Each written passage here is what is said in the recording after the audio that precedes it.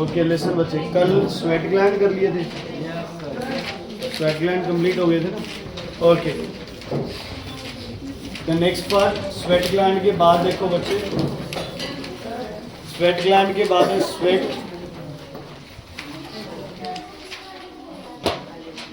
एक है ना पेज नंबर 138 पे स्वेट की कॉम्पोजिशन दी हुई है, 99% वाटर है, 0.2 to 0.5% सॉल्ट्स है, और बाकी क्या है उसमें यूरिया। क्या है? यूरिया। ये अपन ने पहले दिन भी डिस्कस किया था। ओके नेक्स्ट अगर हम करें बच्चे, इसमें एक टर्म है जिसको बोलते हैं हम कोल्ड स्वेट। क्या बोलते हैं? Cold sweat. ठीक है, कोल्ड स्वेट बच्चे गर्मी की वजह से नहीं है, cold sweat is due to some emotional stress और साइकिक इफेक्ट। ठीक है, साइकिक का मतलब ये नहीं होता है कि पागल, साइको का मतलब होता है related to your psychology, related to your mind, thinking, consciousness, brain related चीज। समझ आ गई? सोच। ठीक है, हमारी कॉन्शियस थिंकिंग, इसको किससे रिलेट करते हैं? Psychic words. तो अगर हमें किसी चीज़ का स्ट्रेस है, जैसे एग्जाम टाइम में डर लग रहा है, हाथों पैरों पे पसीने आने लग जाते हैं, यहाँ डर है, माथे पे पसीना आने लग जाएगा, ये सब क्या है? ये कोल्ड स्वेट है। तो इन केसेस के अंदर भी जो स्वेट पोर्स है वो अपनी सिक्रीशन क्या कर सकते हैं? ज़्यादा कर सकते हैं। ठीक है जी। उसके बाद आपके पास आते हैं नेक्स्ट मैमरी ग्लैंड्स बच्चे। ये अपन ने जब मैमल्स पढ़े थे तब अपन ने पढ़ा था कि मैमल्स वो है जिनके क्या होते हैं? मैमरी ग्लैंड्स, और वो अपने यंग वंस को क्या पिलाते हैं? दूध पिलाते हैं। तो mammary glands are a kind of modified which glands? Sweat glands. Mammary glands are modified sweat glands. Sweat glands एक फीमेल के अंदर, इवन एक मेल के अंदर, मैमल्स के अंदर, दोनों के अंदर मैमरी ग्लैंड्स प्रेजेंट होते हैं, लेकिन मेल के अंदर ये रूडिमेंट्री फॉर्म में रहते हैं, मतलब ये एक्टिव फॉर्म में नहीं रहते। क्या हुआ यश? ये एक्टिव फॉर्म में नहीं रहते।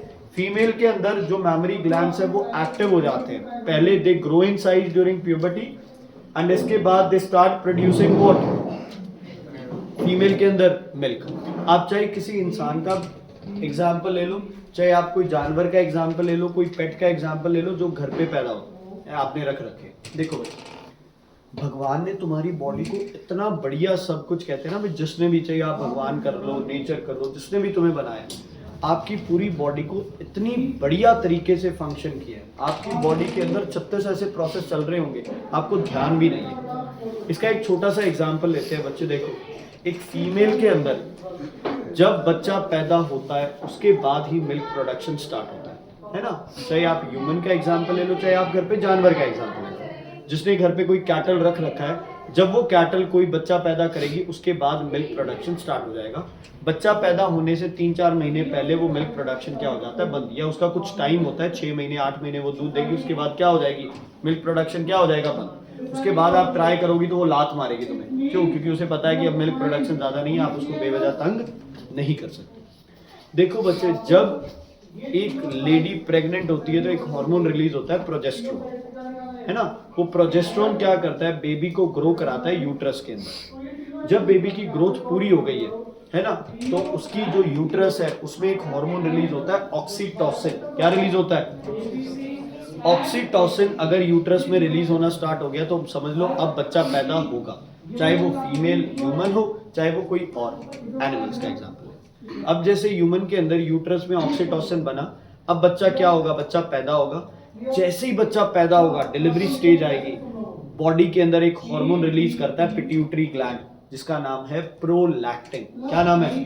प्रोलैक्टिन। किसके अंदर? फीमेल के अंदर। देखो, ऑक्सीटोसिन किस में होगा? फीमेल में। ऑक्सीटोसिन के बाद क्या रिलीज होगा फीमेल में? प्रोलैक्टिन।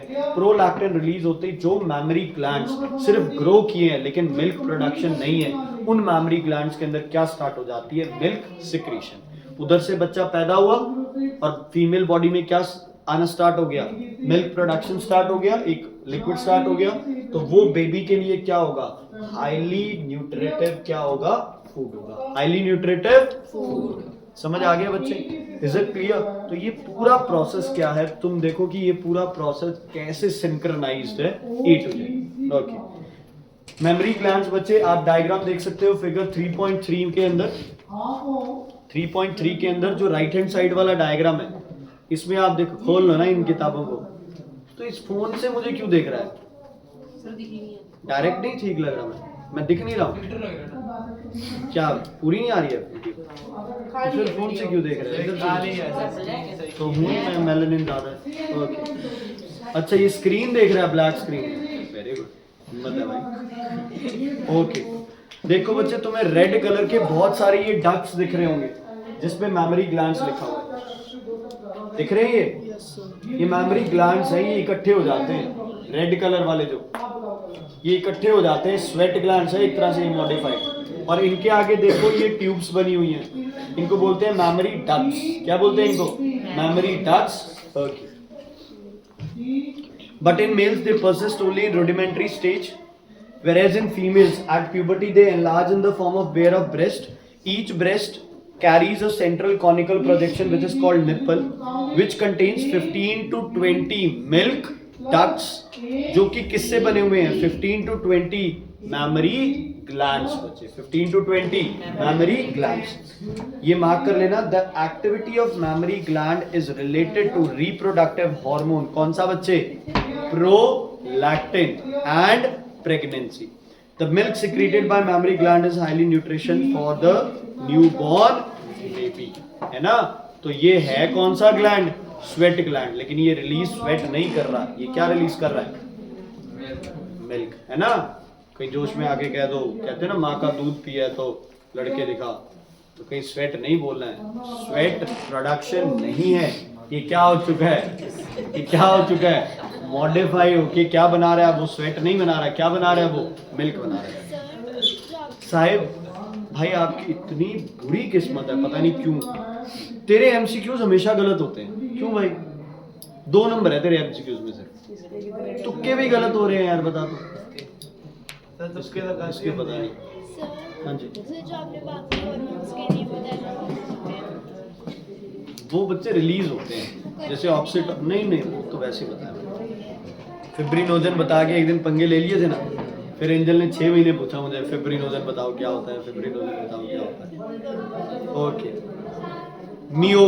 मीबोबियम ग्लैंड बच्चे, मीबोबियम ग्लैंड सुनो, यहाँ पे देखना, ये इधर मार्जिन पे है ना, और इधर मार्जिन पे एक ग्लैंड होते हैं, छोटे छोटे ग्लैंड्स होते हैं, इनको क्या बोलते हो? Meibomian gland. क्या बोलते हो? Meibomian gland. ये क्या है? मेमोरी ग्लैंड तो क्या थे? Modified sweat. ये है modified oil gland, sebaceous gland. ठीक है, okay, these are the modified sebaceous glands which open on the margin of the eyelids. ये margin of eyelids, this secretion is oily and serves to lubricate the margin of the lids and to prevent overflow of tears।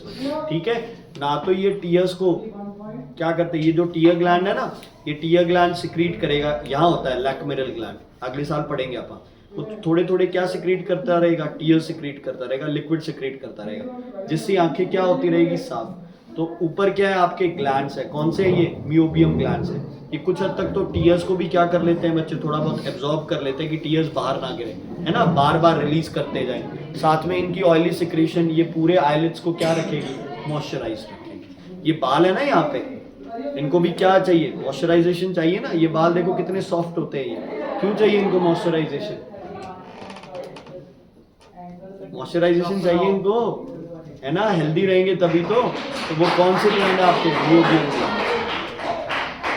Okay, सेरेमिनस glands कान साफ करते हैं, है ना, जब कान साफ करते हैं तो ब्राउन येलो जो भी स्टिकी सब्सटेंस निकलता है वो मिट्टी प्लस ऑयल है। मिट्टी प्लस क्या है? वो ऑयल है। और वो सिक्रीशन किससे हुई है? Wax like substance, ceruminous gland से। किससे?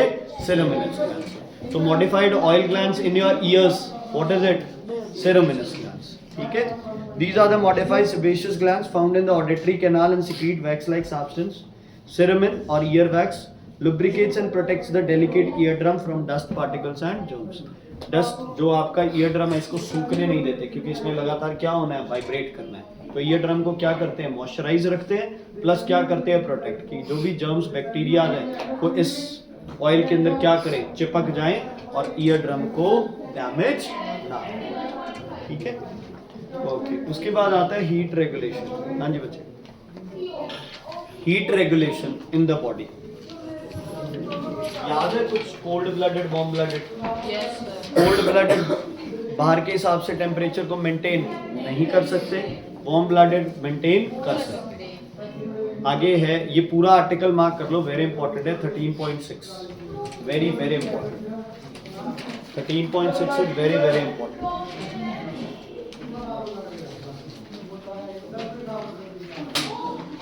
सुनो, देखो हीट रेगुलेशन करनी है आपकी बॉडी ने, ठीक है, जिसमें सबसे बड़ा पार्ट किसका है? स्किन का। सबसे पहले आप हीट वाला सिस्टम समझते हैं। कुछ ऑर्गेनिजम्स हैं जो अपनी बॉडी हीट को कंजर्व नहीं कर सकते, अपनी बॉडी की हीट को मेंटेन नहीं कर सकते, टेम्परेचर मेंटेन नहीं कर सकते। उनका कई सारे नाम हैं, उनको बोलते हैं हम कोल्ड ब्लडेड, नंबर 1, इसमें सब कुछ है। दूसरा हम उसको बोलते हैं एक्टोथर्मल। क्या बोलते हैं? क्या बोलते हैं? एक्टोथर्मल। तीसरा उनका नाम है पोइकिलोथर्मल। क्या नाम है?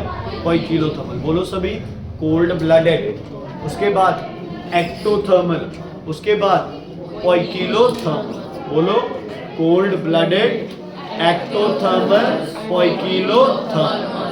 दूसरी साइड वार्म ब्लडेड और एंडोथर्मल और homeothermal. Warm blooded, endothermal, homeothermal या homothermal. Homo means same, poikilo means different, ठीक है। एक्टो मीन्स बाहर, एंडो मीन्स अंदर, है ना? समझ आ गई? Cold means cold, warm means warm, ठीक है। ओके, ध्यान से सुनना। जो लोग या जो आप ये लगा लो जानवर, जो ऑर्गेनिजम्स बच्चे कोल्ड ब्लडेड है, एक्टोथर्मल है, वो ऑर्गेनिजम्स क्या करते हैं बच्चे? 2 तरह की स्लीप करते हैं। जो ज्यादा ठंड में जिंदा नहीं रह सकते वो विंटर स्लीप में जाते हैं, जिसको बोलते हैं क्या? हाइबरनेशन। क्या बोलते हैं उसको? हाइबरनेशन। क्या बोलते हैं उसे? हाइबरनेशन, है ना? हाइबरनेट बोलते हैं, है ना? और जो ऑर्गेनिज्म गर्मियों को एस्केप करते हैं, ज्यादा गर्मी में नहीं रह सकते, वो क्या बोलते हैं? एस्टिवेशन। क्या बोलते हैं उन्हें? एस्टिवेशन। समझ आ गए? विंटर स्लीप को क्या बोलते हैं? हाइबरनेशन। समर स्लीप को क्या बोलते हैं? एस्टिवेशन। जैसे बहुत ज्यादा गर्मी होने लग जाए ना तो फ्रॉग की स्किन सूखने लग जाती है, फ्रॉग मरने लग जाते हैं। इसलिए जब बहुत ज्यादा गर्मी होती है तो फ्रॉग्स क्या करते हैं? समर स्लीप पे चले जाते हैं। समर स्लीप ज्यादा गर्मी की वजह से अपनी बॉडी को क्या कर लेना? बाहर वाले एनवायरनमेंट से कट ऑफ कर लेना। जैसे सर्दियों में अब छिपकलियां नहीं मिलेंगी ना? क्यों नहीं मिलेगी तेज? सर फ्रॉगिंग है तो छिपकली वाली पे हंसा है बेटा? नहीं सर, फ्रॉग पे हंसा, पानी में छाले मारते हैं। छिपकली वाले पे हंसे तो चलो फिर भी है भाई, नहीं, फ्रॉग। पूरी सर्दियां नहीं निकलेगी छिपकली। ओके, अब छिपकली क्या बात है, हंसने वाली क्या बात है? ओके, अब देखो यहाँ छिपकलियां इधर उधर चली जाएंगी, है ना? अंदर हाइबरनेट कर रही होंगी। फोटो फ्रेम है उसके पीछे चली जाएंगी, है ना? जहाँ भी उन्हें जगह मिलेगी, कोई डब्बों के पीछे, जहाँ भी अलमीरा में, जहाँ भी जगह मिलेगी वहाँ वो चली जाएंगी। लेकिन जब ऑप्टिमम टेम्परेचर आएगा, जहाँ पे उनकी बॉडी के टेम्परेचर ठीक है ना, उसको सही मिल रहा है बाहर का टेम्परेचर। विंटर में सो रही है तो विंटर स्लीप होगा।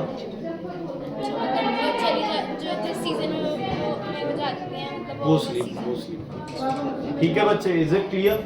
समझ आ गया? क्या हमें हाइबरनेट या एस्टिवेट करने की जरूरत है? क्योंकि हम क्या है? एंडोथर्मल है। हम क्या है? वार्म ब्लडेड है। हम क्या है? होमियोथर्मल है। ठीक है बच्चे? ओके, अगला टॉपिक आता है इसी के अंदर, ह्यूमन बॉडी टेम्परेचर। हमारा बॉडी टेम्परेचर अप्रोक्सीमेटली 37 डिग्री के आसपास है, ठीक है जी, which is you can say mouth के अंदर it is about 1 degree higher in rectum and 1 degree lower in the armpits. कभी नोटिस किया हो आपने तो छोटे बच्चों का जो बॉडी टेम्परेचर है वो आर्मपिट से चेक किया जाता है ना? माउथ से चेक करते हैं वैसे तो, लेकिन माउथ में ये है कि टूट जाएगा थर्मोमीटर, नुकसान हो जाएगा, बच्चे को पता नहीं है, गिरा देगा बच्चा। तो आप क्या करते हो? ज़्यादातर आर्मपिट में थर्मोमीटर लगा के पकड़ लेते हैं। कभी नोट करना बच्चे, अपने किसी छोटे भाई बहन, है ना, कोई किसी के साथ जाना, तो जब डॉक्टर आर्मपिट से जो टेम्परेचर नोट करेगा, डॉक्टर हमेशा उससे 1 डिग्री एक्स्ट्रा लिखता है टेम्परेचर। क्योंकि आर्म पिट्स में नॉर्मल बॉडी से टेम्परेचर 1 डिग्री क्या होता है कम, 1 डिग्री क्या होता है कम। हमें ऐसे लगता है कि डॉक्टर 1 डिग्री ज़्यादा लिख रहा है ताकि अगर बुखार नहीं भी है तो दिखा दे कि बुखार है और उसकी वजह से क्या देनी पड़े, मेडिसिन देनी पड़े। ऐसा कुछ नहीं है, बल्कि वो तो थर्मामीटर फ़ारेनहाइट में मेजर करता है। 1.8 डिग्री फ़ारेनहाइट ज़्यादा दिखाना चाहिए उसे, पर वो फिर भी क्या लिखता है, सिर्फ 1 डिग्री ज़्यादा। ओके, क्वेश्चन ये है कि आर्म पिट्स में टेम्परेचर कम क्यों होता है? स्वेट की वजह से। Sweat pores, sweat glands armpits में क्या मिलते हैं, ज़्यादा मिलते हैं, इसलिए सिक्रीशंस क्या होती है ज़्यादा, तो बॉडी टेम्परेचर कम हो जाता है। एक स्टेप मिस हो गया था, स्वेट ग्लैंड जो है वैसे तो वो नॉर्मल जो होते हैं वैसे ही रहते हैं, लेकिन ये एक ह्यूमन आप लगा लो कि रेसेस के अंदर एवोल्यूशन का पार्ट है। जो लोग ठंड वाली जगहों पे रहते हैं उनके स्वेट ग्लैंड्स क्या मिलेंगे, कम। जो ज़्यादा गर्मी में रहेंगे वहाँ स्वेट ग्लैंड्स क्या मिलेंगे, ज़्यादा। स्वेट आएगा तो इवेपोरेट होगा, कहाँ से, बॉडी से हीट लेके, इसलिए बॉडी का टेम्परेचर क्या हो जाता है बच्चे, कम। ठीक है, okay. Rise in body temperature, अच्छा सुनो, अगर 35 डिग्री से टेम्परेचर 35 से 40 के बीच चलो काम चल जाएगा, 40 से ज़्यादा होगा तो एंजाइम्स डिस्ट्रॉय होने स्टार्ट हो जाएंगे, 35 से कम हुआ तो क्या होगा, 35 से अगर टेम्परेचर कम होगा तो एंजाइम एक्टिविटी क्या होने लग जाएगी बच्चे, स्टॉप होने लग जाएगी। एंजाइम मरेंगे नहीं 35 से, लेकिन 40 से ऊपर एंजाइम्स क्या करने लग जाएंगे, मरने लग जाएंगे। ठीक है, बीमार होते हैं तब हो सकता है टेम्परेचर बॉडी का कम हो या ज़्यादा हो। उसके बाद है हीट प्रोडक्शन। बॉडी में हीट कैसे बनती है, बुक में मत पढ़ो यार, वैसे बताओ, तुम्हें पता होना चाहिए बॉडी में हीट कैसे बनती है। जब कोई हैवी एक्सरसाइज करने से, friction, highly exercise, break down. सबसे बड़ा रीजन क्या है बच्चे, रेस्पिरेशन। आप अभी बैठे हो, क्या हीट प्रोड्यूस हो रही है, यस, बिकॉज क्या चल रहा है तुम्हारी बॉडी में, रेस्पिरेशन टू प्रोड्यूस एनर्जी। याद है रेस्पिरेशन की इक्वेशन 38 ATP प्लस हीट। दूसरा है फिजिकल एक्टिविटीज, सानवी जी ध्यान दो, फिजिकल एक्टिविटी, स्ट्रेनस वर्क, कोई काम कर रहे हो, कोई फिजिकल एक्टिविटी कर रहे हो, कुछ सामान उठा के खड़े हो काफी देर तक, पसीने आने लग जाएंगे तो समझ लो तुम्हारा बॉडी टेम्परेचर क्या कर रहा है, राइज कर रहा है। दो ये चीजें होंगी। तीसरा हो गया बच्चे कोई हॉट फूड, है ना, बेवरेजेस, कुछ आपने गरम जैसे चाय कॉफी पी लिया है ना, या फिर आपने कोई गरम खाना खा लिया है, उसकी वजह से भी आपका बॉडी टेम्परेचर क्या करेगा, इंक्रीज करेगा। समझ आ गई बच्चे, इज इट क्लियर? ओके, अब बात आती है कि बॉडी टेम्परेचर डिक्रीज किस किस वजह से करता है। सबसे पहली वजह ठंडा खाने से, है ना, कुछ ठंडा खाने से, और सराउंडिंग में ठंड होने से स्वेट प्रोड्यूस होगा ही होगा, तभी जाके क्या करेगा, बॉडी का टेम्परेचर कम होगा, है ना, is it clear? Okay, body का टेम्परेचर किन किन तरीकों से कम होता है। सबसे पहले है स्किन। माना स्वेटिंग एक प्रोसेस है बॉडी टेम्परेचर कम करने का, लेकिन आपकी पूरी बॉडी को कवर किसने किया है, स्किन। तो स्किन वैसे भी तो हीट लूज करेगी, यस और नो, करेगी ना हीट लूज। स्किन वैसे भी हीट लूज करेगी थ्रू कंडक्शन। किसी ने, अब मेरा टेम्परेचर ज़्यादा है, किसी ने मुझे टच किया तो मेरा जो हीट है उसको ट्रांसफर हो जाएगी, तो हीट लॉस हो गई, है ना। एक बॉडी से दूसरी बॉडी को सेक भी मिलता है ना, थर्मल रेडिएशंस, इंफ्रारेड रेडिएशन जो भी मिलती है, रेडिएशंस की वजह से भी हीट क्या होती है बच्चे, लूज हो जाती है ना। तो ये सब प्रोसेस है, स्किन, पूरी बॉडी पे स्किन है, इसलिए स्किन से हीट क्या होगी, लूज होगी। एक तो ये तरीका है। दूसरा क्या बनने से, स्किन में क्या है, स्वेट ग्लैंड्स है, वो स्वेट बनाएंगे, हीट क्या होगी, लूज होगी। दूसरा तरीका है बच्चे, जब हम एक्सेल करते हैं, तो यार ज्यादा समझदार है क्या, फिर तू उसे छेड़ के फिर तू नॉर्मल हो जाएगा। वहां से खड़ा हो जाए, गिटार इधर करो इसको, आप इधर हो जाओ, निशान है, तुझे पता तो है अभी, और फिर हरकतें तो हैं, वो तेरी तरफ क्यों देखे जा रहा है बार बार।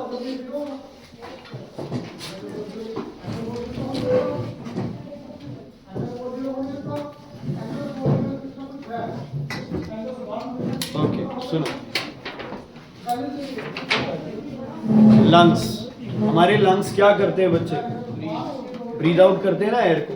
तो जो ब्रीद आउट करते हो एयर, वो हमेशा ब्रीद इन से क्या होती है बच्चे, गर्म होती है। क्यों? क्योंकि रेस्पिरेशन में हीट प्रोड्यूस हुई है। तो हीट लॉस के तरीके हो गए, स्किन, स्वेटिंग से, और किससे, लंग्स के थ्रू, और यूरिन और सॉलिड वेस्ट जब बॉडी से एक्सपेल आउट करते हैं तब भी बॉडी हीट क्या होती है, लूज होती है। उसके बाद आते हैं foods, heat is lost when cold water, cold beverages are taken into the body. बच्चे ओके, एक टॉपिक मिस करा दिया। चलो, गीजर पता है तुम्हें, गीजर? ओके, तुम्हें एसी पता है पक्का? ओके, गीजर और एसी में क्या कॉमन है?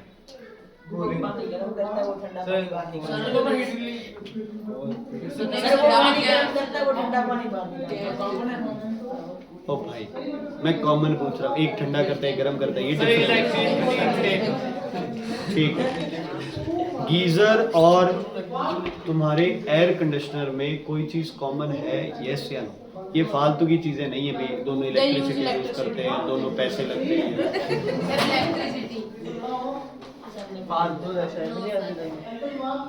पहला तू ही था बोले। कोई चीज कॉमन दोनों में बताओ।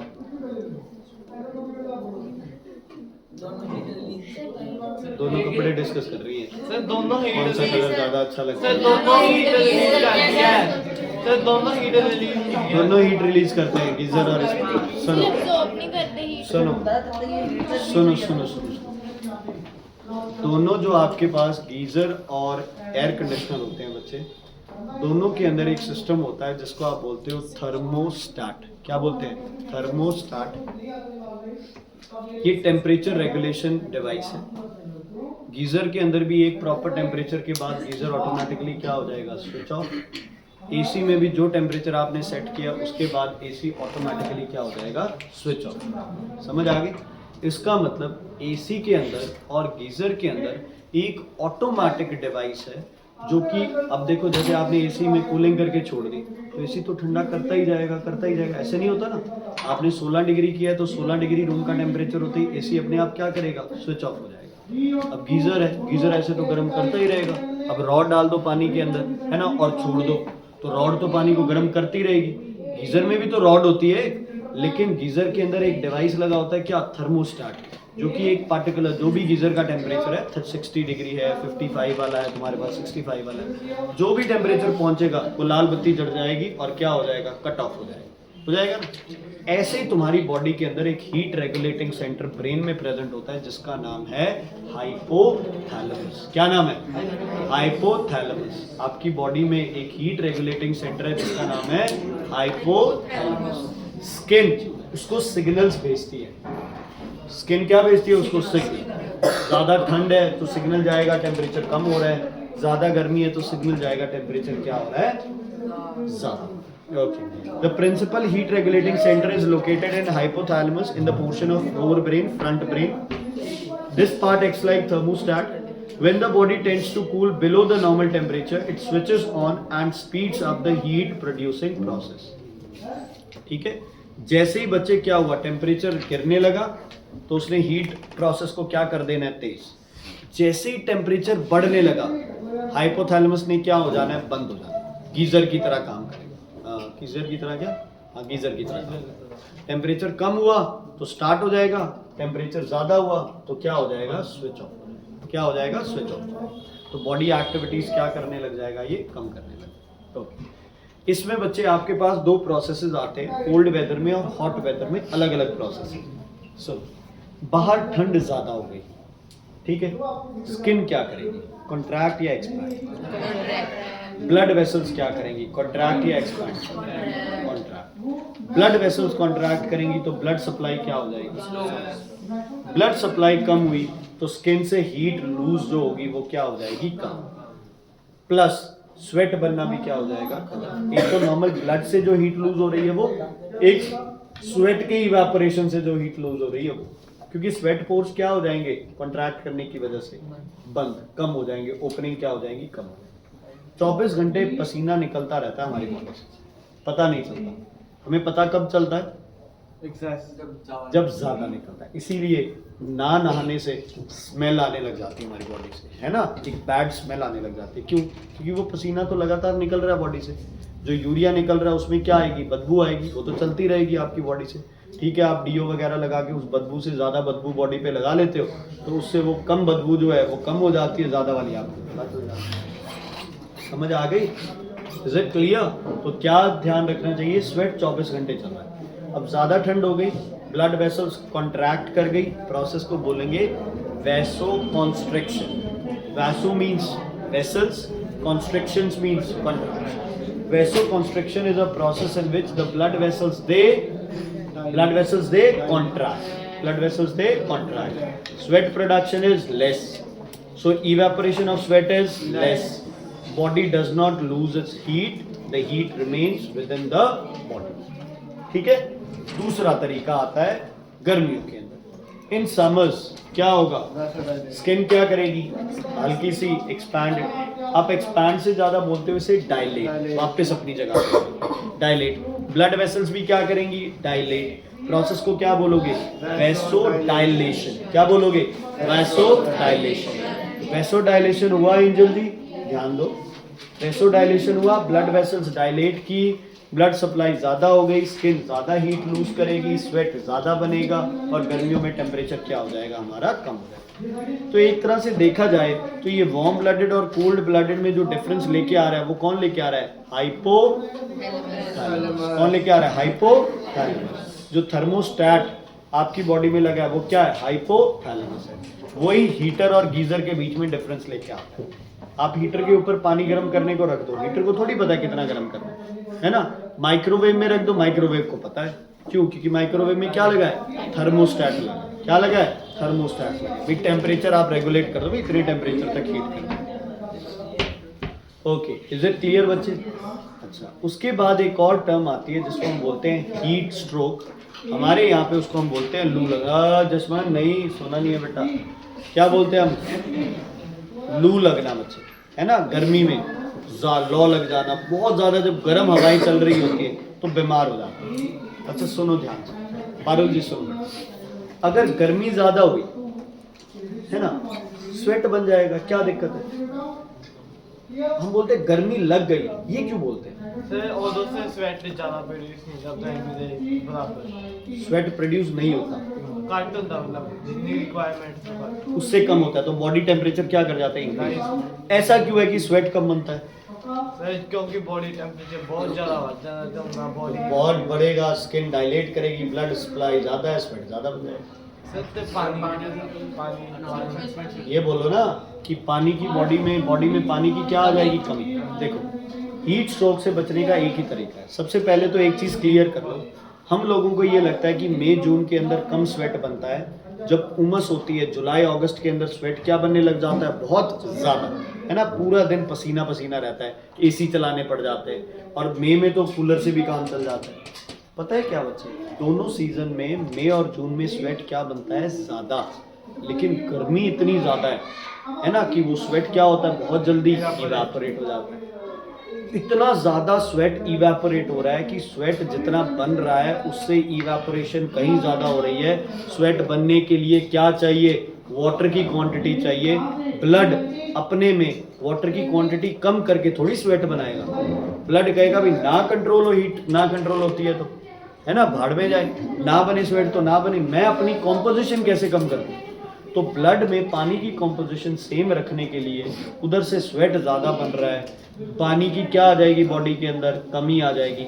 इसीलिए बोला जाता है जब ये गर्म हवाएं चल रही होती है तब बोला जाता है ज़्यादा से ज़्यादा क्या पियो, पानी, लिक्विड डाइट, जूस, ये सब पियो, वाटरमेलन खाओ। क्यों, क्योंकि वाटरमेलन के अंदर 90% क्या होता है, पानी।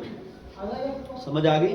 तो हीट स्ट्रोक वो प्रॉब्लम है जब आपको क्या होता है बच्चे, जो इवेपोरेशन ऑफ स्वेट है वो किससे बच्चे पैरेलल नहीं चल पा रही है, आपके प्रोडक्शन ऑफ स्वेट से, जिससे बॉडी का टेम्परेचर कम नहीं होता है और हमें क्या हो जाता है बच्चे, बुखार हो जाता है। ठीक है। Heat stroke, sun stroke is a condition in which sweat production is unable to keep pace with the evaporation in very hot liquid. This results in rise in body temperature. इससे जान भी जा सकती है बच्चे, क्योंकि बॉडी के पास दो प्रॉब्लम्स आते हैं। अगर बॉडी स्वेट ज़्यादा बना के टेम्परेचर कम करेगा तो बॉडी में पानी की कमी आ जाएगी, क्या हो जाएगी, डिहाइड्रेशन हो जाएगी। अगर बॉडी डिहाइड्रेशन ना होने दे तो बॉडी में क्या बढ़ने लग जाएगा, टेम्परेचर बढ़ने लग जाएगा, है ना। चाहे तो बॉडी डिहाइड्रेशन से मर सकता है इंसान, या फिर इंसान किससे मर सकता है, टेम्परेचर। डिहाइड्रेट, पानी की कमी आ गई बॉडी में बच्चे, जितने आपके पानी से प्रोसेसेस चल रहे हैं जिसमें पानी एज अ सॉल्वेंट यूज हो रहा है वो कोई भी नहीं होगा, है ना। ब्लड की जो कंसंट्रेशन है वो क्या हो जाएगी, डिस्टर्ब हो जाएगी, डाइजेस्टिव सिस्टम खराब हो जाएगा, डेथ हो नहीं सर डेंस हो जैसे जाएगी, मतलब थिक हो जाएगा। अच्छा एक और चीज सुनो, पानी कम हो जाए किसी चीज में तो वो क्या हो जाएगी, गाड़ी नहीं हो जाएगी। किसी चीज से पानी उड़ा दो गाड़ी नहीं हो जाएगी, वो सॉल्वेंट पार्ट कम कर दो तो क्या, ओ हाँ ऐसे रिएक्ट करना भी, हाँ याद था मेरे को। ओके हाँ, एक चीज नोटिस की है कभी तुमने, तुम में से कौन है जिसको बुखार बुखार कॉमन सा ही है भाई, आता जाता रहता है गर्मियों में सर्दियों में। अच्छा कब बुखार की जो इंटेंसिटी है वो ज्यादा होती है, गर्मियों में या सर्दियों में, मतलब 104 103 बुखार ज्यादा गर्मियों में, ये ज्यादा बढ़ता है बुखार सर्दियों में, गर्मियों में, क्योंकि बाहर टेम्परेचर क्या है ज्यादा है। वो जो बुखार ज्यादातर होते हैं वो ये हीट स्ट्रोक और सन स्ट्रोक की वजह से आते हैं बच्चे, ठीक है, कि बॉडी क्या नहीं कर पा रही है या तो। अच्छा और बुखार उतरने का साइन क्या होता है, स्वेटिंग, है ना। इसका मतलब क्या है, आपने प्रॉपर वाटर वगैरह मेंटेन किया तो अब बॉडी से स्वेट बाहर निकल सकता है, तो बॉडी टेम्परेचर क्या हो जाएगा, कंट्रोल। इसीलिए कहते हैं हर बीमारी का इलाज क्या है बच्चे, पानी। कुछ भी हो आपको पानी पीना नहीं छूटना।